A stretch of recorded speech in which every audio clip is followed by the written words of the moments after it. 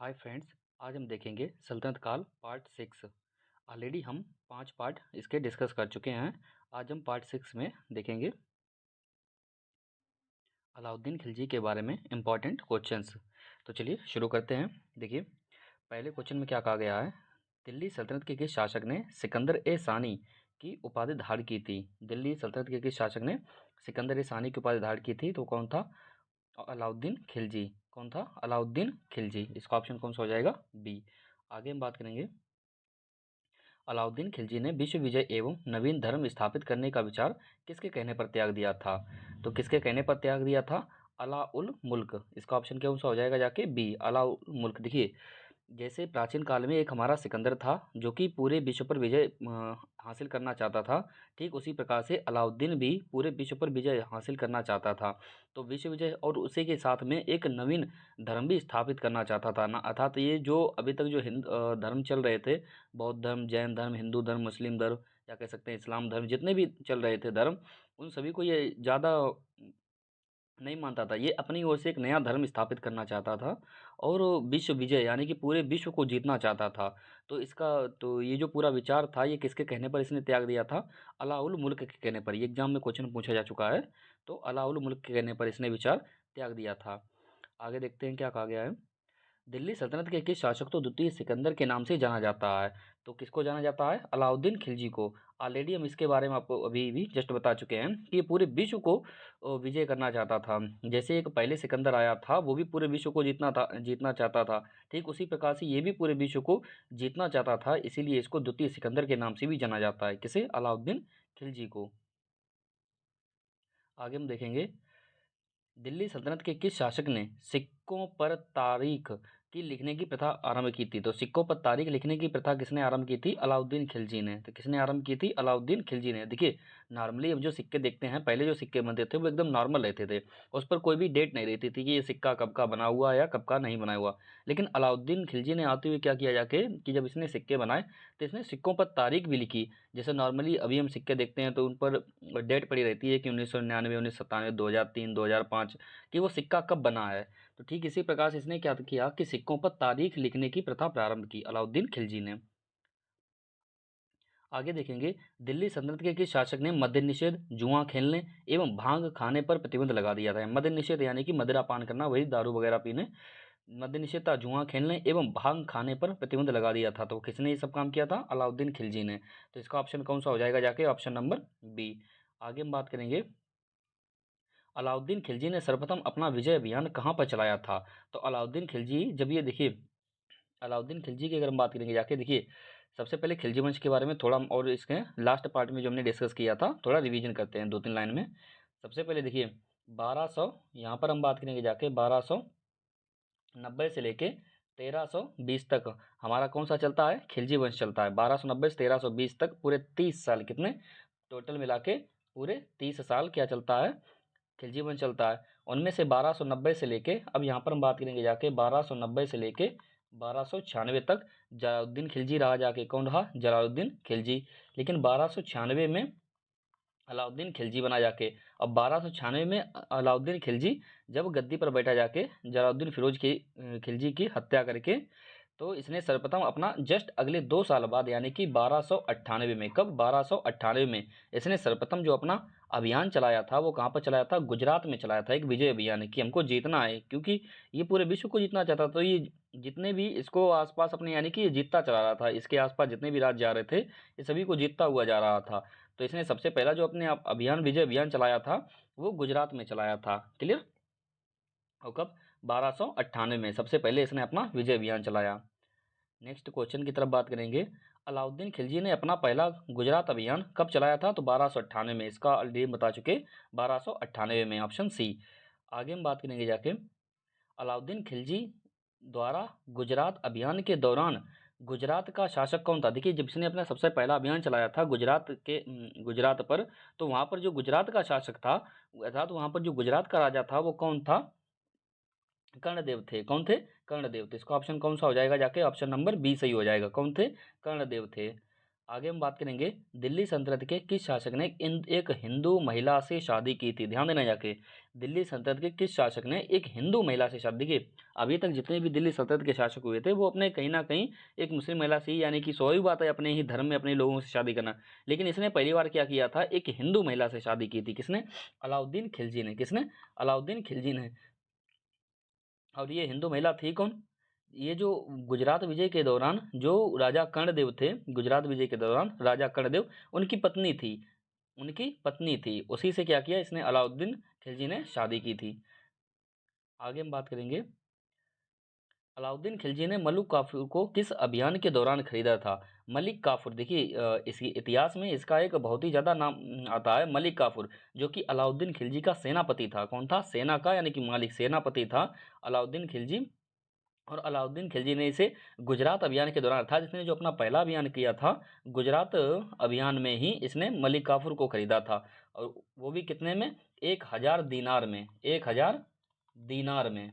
1000 दीनार में। दीनार एक मुद्रा, जैसे अपने यहाँ पर मुद्रा चलती है वैसे दीनार भी एक मुद्रा का नाम है। तो 1000 दीनार में इसने खरीदा था। और मलिक काफूर जो था ये एक ट्रांसजेंडर था, जिसे हम एक हिजड़ा कह सकते हैं। एक ट्रांसजेंडर था। क्लियर कि इसको 1000 दीनार में खरीदा था। कब खरीदा था? गुजरात अभियान के दौरान। तो इसका ऑप्शन कौन सा हो जाएगा जाके? ऑप्शन नंबर सी, यानी गुजरात अभियान में इसको 1000 दीनार में खरीदा था। गुजरात अभियान के दौरान 1000 दीनार में खरीदा था। और मलिक काफूर को चूंकि इसको 1000 दीनार में खरीदा था, कितने में? 1000 दीनार में, इसीलिए इसे को 1000 दीनारी के नाम से भी जाना जाता है। तो मलिक काफूर को याद रखना, 1000 दीनारी के नाम से भी जाना जाता है। आगे हम बात करेंगे जाके, अलाउद्दीन खिलजी ने दक्षिण भारत में अपना सर्वप्रथम अभियान कहाँ चलाया था। देखिए, उत्तर भारत की अगर बात की जाए तो उत्तर भारत में इसने अपना पहला अभियान जो चलाया था वो कहाँ पर चलाया था? गुजरात में चलाया था। हालांकि इसने बहुत सारे अभियान चलाए थे, लेकिन हमें केवल पहला पहला याद रखना है। उत्तर भारत में इसने पहला अपना गुजरात में, कहाँ पर? गुजरात में पहला अभियान इसने अपना गुजरात में चलाया था। जबकि दक्षिण भारत की अगर बात की जाए, देखिए यहाँ पर क्या बात की जा रही है, दक्षिण भारत में। तो दक्षिण भारत में इसने जो सर्वप्रथम पहला अभियान चलाया था वो देवगिरी में चलाया था। कहाँ पर चलाया था? देवगिरी में। कहाँ पर चलाया था? देवगिरी में। और देवगिरी ये कहाँ पड़ता है? महाराष्ट्र में पड़ता है। तो देवगिरी में इसने अपना पहला अभियान। दूसरा अभियान की अगर बात करें इसने वारंगल में चलाया। तीसरे अभियान की अगर बात करें द्वार समुद्र में। और चौथा अभियान मालाबार में। लेकिन आपको ये तीसरा चौथा पांचवा याद करने की जरूरत नहीं है, आप केवल पहला पहला दोनों का याद कर लीजिए। उत्तर भारत में पहला गुजरात अभियान था, दक्षिण भारत में पहला देवगिरी अभियान था। क्लियर? आगे हम बात करेंगे, वारंगल के किस शासक ने अलाउद्दीन खिलजी को संसार प्रसिद्ध कोहिनूर हीरा दिया था। देखिए, इतिहास में आगे आप बहुत कई बार पढ़ेंगे जाके कोहिनूर हीरा, जो कि एक बहुत ही सुप्रसिद्ध, एक बहुत ही बड़ा हीरा था, एक बहुत ही सुप्रसिद्ध हीरा। तो वारंगल के किस शासक ने, याद रखना, ये वारंगल, ये वही वारंगल है जहां पर इसने अभी अभियान चलाया था। लास्ट हमने ऑप्शंस में देखा था। तो किस शासक ने अलाउद्दीन खिलजी को संसार प्रसिद्ध, यानी पूरे संसार में प्रसिद्ध था, कोहिनूर हीरा दिया था। तो कोहिनूर हीरा किसने दिया था? प्रताप रुद्र देव ने, यानी कि वरंगल के एक शासक थे प्रताप रुद्र देव। प्रताप रुद्र देव ने कोहिनूर हीरा दिया था।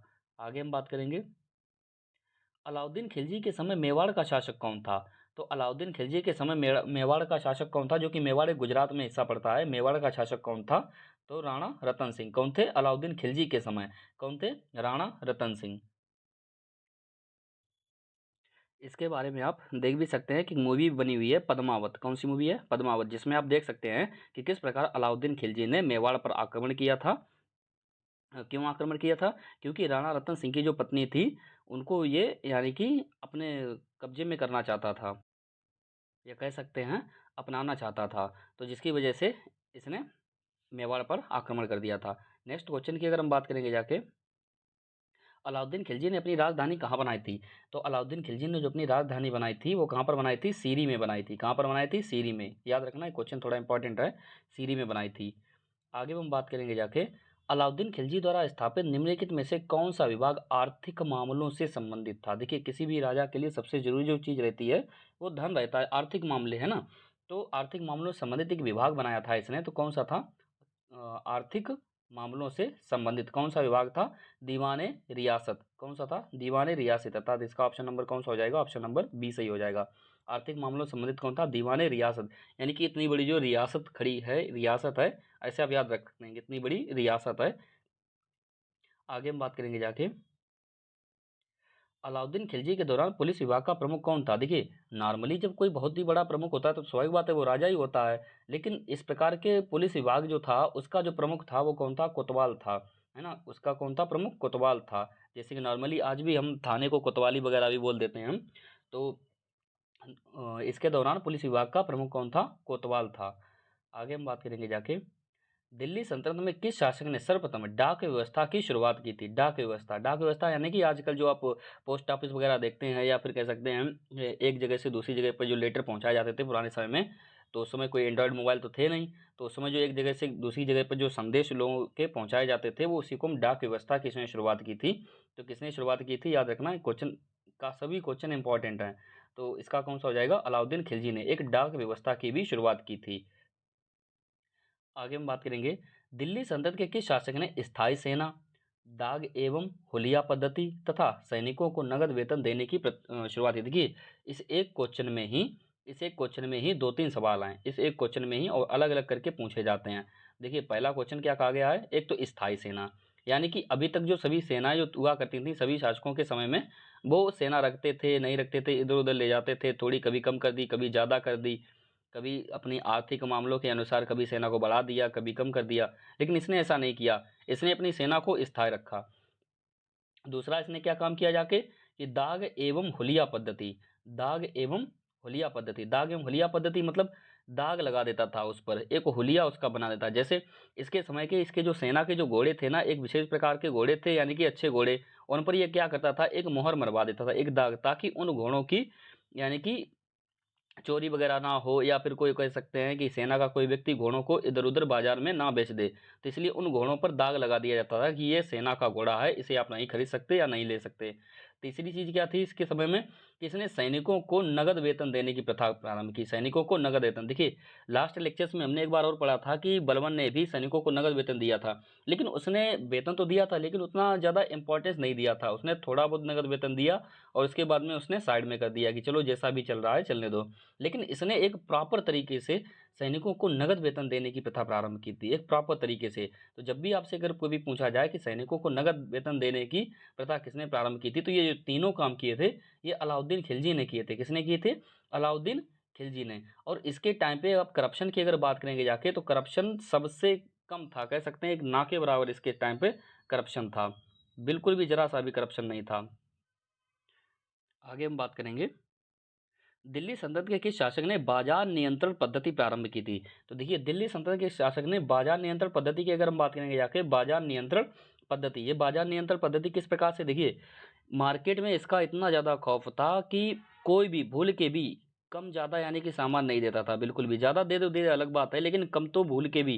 कहा जाता है इसके टाइम पे कि अगर कोई व्यक्ति मान लीजिए अगर 1 ग्राम भी अगर किसी को कम सामान देता था ना, तो अगर राजा को पता चल गया किसने कम सामान दिया हुआ है बाजार में, तो क्या करता था, उसके शरीर से उतने ही वजन के बराबर मांस निकाल लेता था। तो सोचिए, यानी कि अगर आपने 1 ग्राम अगर किसी को वस्तु कम दी है, तो ये 1 ग्राम आपके शरीर से मांस निकाल लेगा। अब वो मांस आपके शरीर से हो सकता है आपकी आंख से निकाल ले 1 ग्राम। तो इसलिए कोई भी जरा सा भी इसके समय में करप्शन नहीं था, जरा सा भी भ्रष्टाचार नहीं था। तो किसके समय में? अलाउद्दीन खिलजी के टाइम पर। तो बाजार नियंत्रण पद्धति यानी बाजार को इसने अच्छी तरह से नियंत्रित करके रखा हुआ था। कि बाजार नियंत्रण पद्धति किसने आरंभ की थी?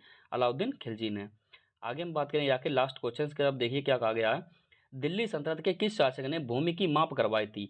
तो भूमि की माप किसने करवाई थी? दिल्ली सल्तनत के शासक ने भूमि की माप करवाई थी? अलाउद्दीन खिलजी ने। अभी तक देखिए जो भूमि थी वो नॉर्मल थी, ऐसे ही कि कितनी है, राजा केवल अपना साम्राज्य देखते थे कि हाँ हमारा साम्राज्य है वहां तक फैला हुआ है। लेकिन इसने क्या किया कि भूमि की एक प्रॉपर माप करवाई। क्या करवाई? भूमि की एक प्रॉपर माप करवाई जाके, दिल्ली सल्तनत के शासक ने भूमि की माप करवाई थी, वो भी सर्वप्रथम। अगर आप यहाँ पर एक वर्ड यूज कर लें यहाँ पर तो ज़्यादा बेटर रहेगा जाके, सर्वप्रथम। क्योंकि आगे इतिहास में और भी राजा आएंगे दिल्ली सल्तनत में जिन्होंने भूमि की माप करवाई थी, लेकिन अगर आप सर्वप्रथम की बात करेंगे जाके, तो अलाउद्दीन खिलजी ने करवाई थी। क्लियर? और उसी के साथ में ये क्या करता था, देखिए वह कुल उपज का 50% कर के रूप में लेता था। यानी कि अलाउद्दीन खिलजी था, मान लीजिए अगर आपने खेत में, मान लीजिए गेहूं के अगर 100 बोरे हुए हैं, गेहूं के अगर 100 बोरे हुए हैं, तो 50 बोरे ये टैक्स के रूप में ले लेता था कि 50 बोरे हमको दो आके और 50 आप अपने पास रखिए। क्लियर। तो वह कुल उपज का 50% भूमि कर, भूमि यानी कि भूमि को टैक्स के, भूमि कर मतलब ये देखिए यहाँ पर एक वर्ड यूज किया गया है कर, कर का मतलब होता है टैक्स, यानी कि भूमि कर यानी कि भूमि पर जो टैक्स देना पड़ता है कितना 50%। और वो भी कितना कुल उपज का, यानी जितनी भी आप उपज कर रहे हैं, जितनी भी आप पैदावार कर रहे हैं ना, उसका आपको 50% हमें टैक्स के रूप में देना पड़ेगा आके। क्लियर। तो फ्रेंड्स आज के लिए इतना ही, मिलते हैं नेक्स्ट लेक्चर में।